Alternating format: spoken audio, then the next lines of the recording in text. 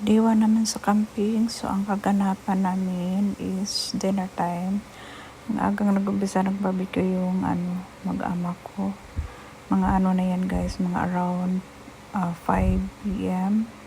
So para pa rin sa atin sa Pinas is 3 o'clock kasi mainit pa siya, maaraw pa. Ayun, nag-barbecue si Kuya Nick at si Banabels ng chicken. So masarap tong chicken na to guys kasi 2 days din siya na minarinate. So ayan, taga-video lang sa Inday Chan, and then nagsaing din ng kanin, and nag-video is nagko-coffee ako dyan guys. And ayan, yung tinakpan ko dyan is puro yan rice. Then may din mga leftover nung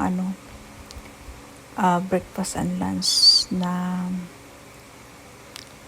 ba yun? A burger, steak, and then sausage, and then may din.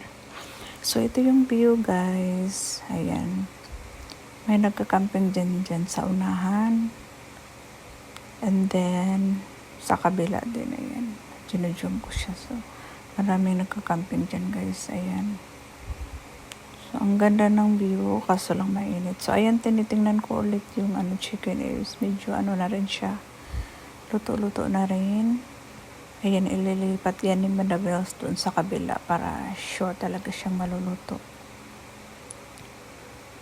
Then ayan, yung mga nag-swimming pa sila. So kami lang muna dyan sa tent is, ayan, video lang sa Inday while yung mag-ama ng barbecue.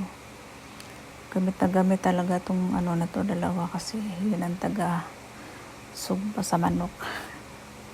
Taga barbecue. So ayan, luto na guys. Kainan na, tikiman na. Sarap talaga yung yung pagka-marinate ni Mami sa. Ayan, mapakain na naman tayo nito ng marami kasi ang daming mga food. Talaga, food is life. Kaya hindi talaga maiwasan mag-diet kasi ang daming food. So ayan, medyo na yan dyan guys. Hindi na masyadong sobrang init. Okay na kasi 6 p.m. na siya. And then parating na rin din yan ang mga yung nagsuswimming kasi kakain na rin din ng dinner. Ayan. So napakaganda dito sa place na ito pag mag-camping. So ito yung mga food. Ayan. Charan. So, kumain din ako ng salad. Pero yung kinain ko talaga yung chicken kasi sobrang sarap pagka-marinate.